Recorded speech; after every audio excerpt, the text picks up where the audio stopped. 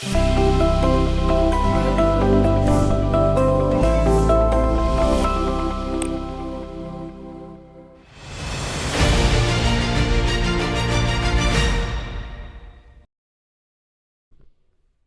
watch this topic in Hindi, skip the video to 3 minutes and 27 seconds. Hello everyone, welcome to another episode of Legal Update. The topic of discussion is Article 227 of the Constitution. First, let us see why is it in the news. Recently in the TM Leela and another versus PK Vasu and another case, the Kerala High Court held that Article 227 of the Constitution cannot be used as an appellate or revisional power. Such power must be exercised sparingly and in cases of apparent error or grave injustice. Let's look at the background of the case.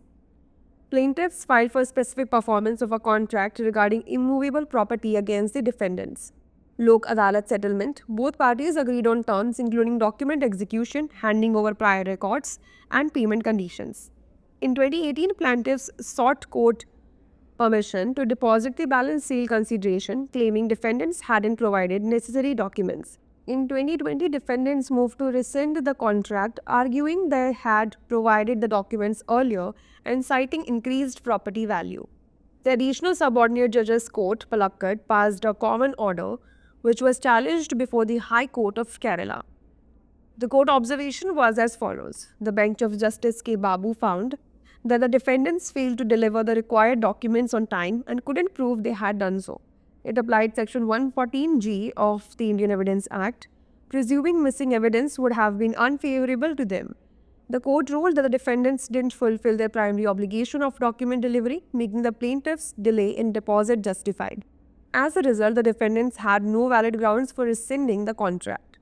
The High Court clarified that Article 227 of the Constitution, the powers are restricted to cases of grave dereliction of duty, flagrant violation of law, or preventing grave injustice and cannot be used as an appellate or revisional authority. The court upheld the trial court's decision, finding no reason to interfere. Let's know more about Article 227 of the Constitution. This article is enshrined under Part 5th of the Constitution, which deals with the power of superintendence over all courts by the High Court. As per Article 227, Clause 1 of the Constitution, every High Court shall have superintendence over all courts and tribunals throughout the territories interrelation to which it exercises jurisdiction. Whereas Article 227, Clause 4 of the Constitution states that nothing in this article shall be deemed to confer on a High Court powers of superintendence over any court or tribunal constituted by or under any law relating to the armed forces. Before we wrap up, here's a question for you. Which of the following powers is not granted to High Courts under Article 227? To call for returns from lower courts, to frame rules for subordinate courts, to intervene in cases involving armed forces tribunals, or to ensure proper functioning of subordinate courts? Send the answer to this question in the comment section. Like, share and subscribe for more such content. नमस्कार, legal update programme में आपका स्वागत है। आज हमारी चर्चा का विषय है संविधान का अनुच्छेद 227।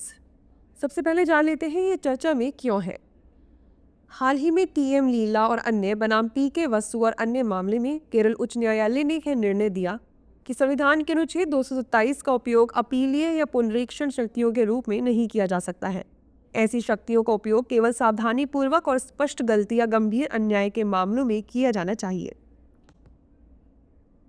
चलिए अब जान लेते हैं मामले की पृष्ठभूमि।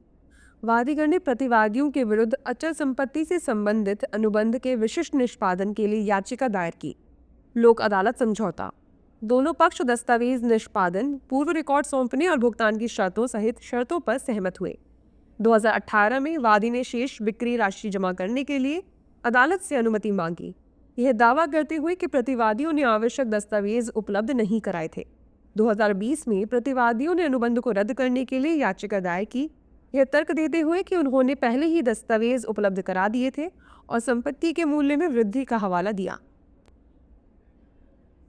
पलक्कड़ स्थित अतिरिक्त अधीनस्थ न्यायाधीश की अदालत ने एक सामान्य आदेश पारित किया, जिसे केरल उच्च न्यायालय में चुनौती दी गई।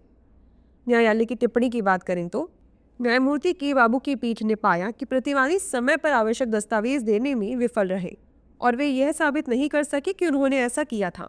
इसने भारतीय साक्ष्य अधिनियम की धारा 114G को लागू किया, यह मानते हुए कि गायब साक्ष्य उनके लिए प्रतिकूल होंगे। अदालत ने फैसला सुनाया कि प्रतिवादियों ने दस्तावेज वितरण के अपने प्राथमिक दायित्व को पूरा नहीं किया, जिससे वादी द्वारा जमा राशि में देरी करना उचित हो गया। नतीजतन प्रतिवादियों के पास अनुबंध को रद्द करने का कोई वैध आधार नहीं था। उच्च न्यायालय ने स्पष्ट किया कि संविधान के अनुच्छेद 227 के तहत शक्तियां केवल गंभीर कर्तव्य की उपेक्षा, स्पष्ट कानून उल्लंघन या गंभीर अन्याय को रोकने के मामलों में सीमित है और इसे अपीलीय या पुनरीक्षण प्राधिकरण के रूप में उपयोग नहीं किया जा सकता। अदालत ने ट्रायल कोर्ट के फैसले को बरकरार रखा और हस्तक्षेप करने का कोई कारण नहीं पाया। चलिए अब जान लेते हैं संविधान के अनुच्छेद 227 के बारे में। यह अनुच्छेद संविधान के भाग 5 के अंतर्गत निहित है, जो उच्च न्यायालय द्वारा सभी न्यायालयों पर अधीक्षण की शक्ति से संबंधित है।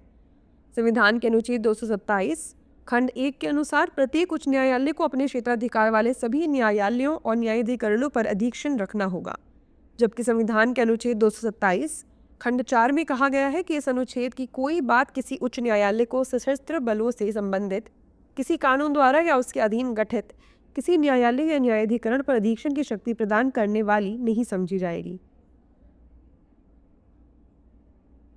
आइए अब नोट कर लेते हैं अभ्यास प्रश्न। अनुच्छेद 227 के अंतर्गत उच्च न्यायालयों को निम्नलिखित में से कौन सी शक्तियां प्रदान नहीं की गई है? निचली अदालतों से रिटर्न मांगना, पैच, निचली अदालतों से रिटर्न मंगाना, अधीनस्थ न्यायालयों के लिए नियम बनाना, सशस्त्र सेना न्यायाधिकरणों से संबंधित मामलों में हस्तक्षेप करना, या अधीनस्थ न्यायालयों का समुचित कार्य सुनिश्चित करना। इसका उत्तर हमें कमेंट सेक्शन में ज़रूर भेजिएगा। ऐसी और वीडियोस देखने के लिए लाइक, शेयर और सब्सक्राइब करना ना भूलें। धन्यवाद।